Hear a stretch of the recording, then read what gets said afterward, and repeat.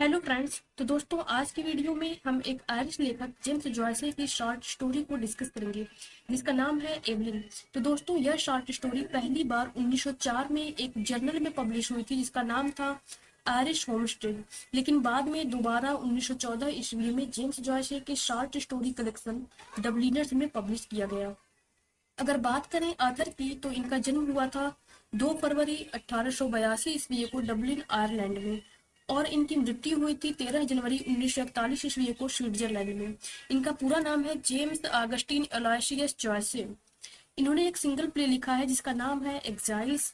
इसके अलावा इन्होंने स्ट्रीम ऑफ कॉन्शियसनेस और एपिफैनी टर्म का भी यूज किया है। इनके कुछ इंपॉर्टेंट फेमस वर्क्स हैं, जैसे a portrait of the artist as a young man, the holy office, chamber music. दोस्तों, जो चैम्बर म्यूजिक है वह इनका फर्स्ट पब्लिश्ड वर्क है। आगे डबलिनर्स, पिनेगन्स वेक और स्टीफन हीरो इनके कुछ इंपॉर्टेंट फेमस वर्क्स हैं। फ्रेंड्स, अगर बात करें स्टोरी की, तो यह एक टीनेजर लड़की के बारे में बताती है जिसका नाम है एवलिन, जो अपने फैमिली को छोड़कर अपने लवर के साथ डबलिन से अर्जेंटीना भाग जाने की योजना बना रही है। तो दोस्तों, कहानी को शुरू करने से पहले हम थोड़ा कैरेक्टर को डिस्कस कर लेते हैं। तो दोस्तों, हमारा पहला कैरेक्टर है एवलिन, जो कि इस स्टोरी की प्रोटैगनिस्ट है। हैरी, जो कि एवलिन का भाई था और अपनी बहन को खुश रखता था। फ्रैंक, जो कि एवलिन का बॉयफ्रेंड था, वह सेलर यानी कि जहाज कंपनी में नाविक था जो एवलिन से शादी करना चाहता था। तो दोस्तों, ये जो दो कैरेक्टर हैं, एवलिन उन्हें चाहती थी एवं प्यार करती थी। अब आगे के जो कैरेक्टर आएंगे, एवलिन उनसे नफरत करती है, और वो है उसके पिता, जो हर समय एवलिन को क्रिटिसाइज करते थे, यानी उसकी आलोचना करते थे। तथा स्टोर कीपर मिस गवन, वह हमेशा उसके लिए टॉन्टिंग वर्ड्स यानी व्यंग्यात्मक शब्दों का प्रयोग करती थी, और उन्हीं के स्टोर में एवलिन काम भी करती थी। इसके अलावा कुछ माइनर कैरेक्टर्स हैं, जैसे अर्नेस्ट, जो कि एवलिन का बड़ा भाई है, द प्रीस्ट, जो कि एवलिन के पिता के ओल्ड फ्रेंड है। तो चलिए दोस्तों, अब इस कहानी को शुरू करते हैं।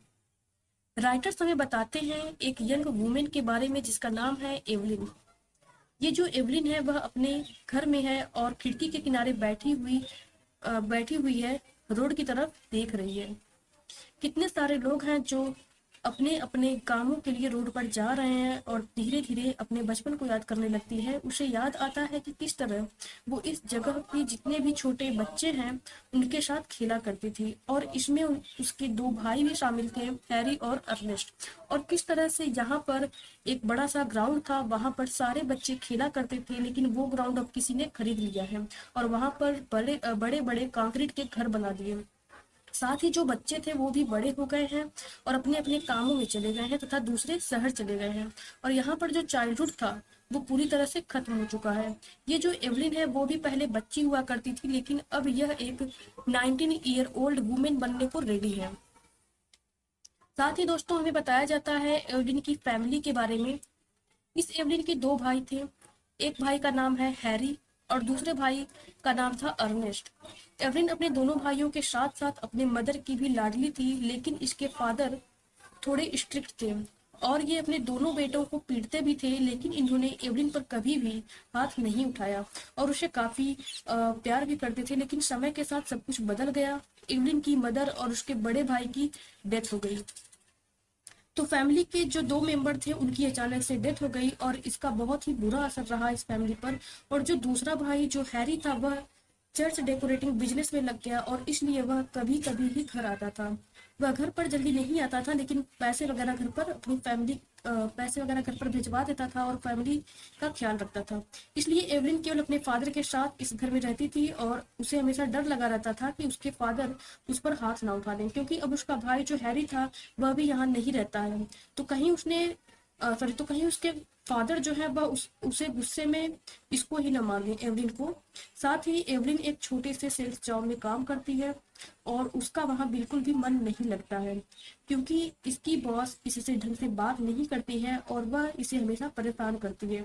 आगे इस कहानी में यह देखने को मिलता है कि एवलिन को एक लड़के से प्यार हो जाता है जिसका नाम है फ्रैंक। ये जो फ्रैंक है वह एक सेलर था, और इन दोनों की मुलाकात हुई थी यूं ही एवलिन जब रोड पर जा रही थी, और ये दोस्ती धीरे धीरे प्यार में बदल गई। ये अक्सर फ्रैंक के साथ यूं ही घूमा फिरा करती थी, और फ्रैंक इसे बहुत कुछ बताता था कि किस तरह उसने पूरी दुनिया को घूमा है, और एक ब्यूनस एयर्स नामक जगह पर फ्रैंक ने अपना घर बनाया है, और वह एवलिन से शादी भी करना चाहता है, और कपल की तरह जाकर दोनों इस घर में रहें, ऐसा वो सोचता है। एवलिन के फादर कि फ्रैंक से झगड़ा हो चुका है और वो फ्रैंक को पसंद नहीं करते हैं, और इन्होंने अपनी बेटी को भी मना करके रखा है कि वो भी फ्रैंक से ना मिले। तो अब ये दोनों छुप छुप कर मिलते हैं, और ये एवलिन इन सब चीजों से तंग आ चुकी है। अब वह डिसाइड करती है कि वह फ्रैंक के साथ भाग जाएगी अपने घर को छोड़कर, और ब्यूनस एयर्स में जाकर फ्रैंक के साथ अपनी नई जिंदगी स्टार्ट करेगी। उसने 2 लेटर्स भी लिखे हैं। पहला लेटर अपने भाई हैरी के लिए लिखा है, और दूसरा लेटर अपने फादर के लिए लिखा है। उसने अपने हिस्से का सामान भी पैक कर लिया है, और वह पूरी तरह से रेडी है अपना घर छोड़कर जाने के लिए। अब जब एवलिन खिड़की के पास बैठकर यह सब सोच रही है कि उसी समय उसे एक आर्गन बजाने वाले की आवाज सुनाई देती है। फ्रेंड्स, आर्गन एक म्यूजिकल इंस्ट्रूमेंट होता है। तो रोड पर कोई है जो आर्गन को बजा रहा है, और इसके बदले में लोग इसे पैसे देते हैं। तो उस आर्गन बजाने वाले की धुन सुनकर वो धुन याद आया जब उसकी मदर की डेथ हुई थी। उस दिन ऐसे ही शाम का समय था, और एक आर्गन बजाने वाला सड़क पर घूम रहा था। वो लगातार उनके घर के सामने यूं ही आर्गन बजाया जा रहा था, और अंत में थक कर ये जो एवलिन के फादर थे वो जाकर अ, उसको उस आर्गन बजाने वाले को कुछ पैसे देते हैं। साथ ही एवलिन को यह याद आता है कि उस रात उसने अपनी मदर को यह प्रॉमिस किया था कि उनके जाने के बाद वो इस घर का ख्याल रखेगी, अपने भाइयों और फादर का ख्याल रखेगी। तभी उसकी मदर को एक पीसफुल डेथ मिल सकी थी। और इस तरह से समय और बीतता है, और फ्रैंक और एवलिन जो है वो डॉक पर खड़े हैं। वो वहां से एक शिप लेंगे और शिप से ब्यूनस एयर्स चले जाएंगे। फ्रैंक उसे बता रहा है कि जर्नी कैसी होगी और वहां पहुंचकर वो क्या कुछ करेंगे, लेकिन एवलिन अपने ही ख्यालों में खोई हुई है, और उसे वो सब कुछ याद आ रहा है। उसका बचपन, उसका घर, उसकी माँ से किया उसका वादा, उसके फादर जो बचपन में उससे बहुत प्यार भरी बातें करते थे, ये सब कुछ इसे याद आ रहा है। और वो सोच रही है कि क्या वो सही डिसीजन ले रही है फ्रैंक के साथ भागने को और सब कुछ छोड़कर जाने को। उसी समय शिप आ जाती है, और फ्रैंक जो है वह उसका हाथ पकड़कर शिप की ओर जाने लगता है, लेकिन वो अपना हाथ छुड़ाती है और वापस से डाक पर भाग कर आती है, और शिप पर चढ़ने से मना कर देती है।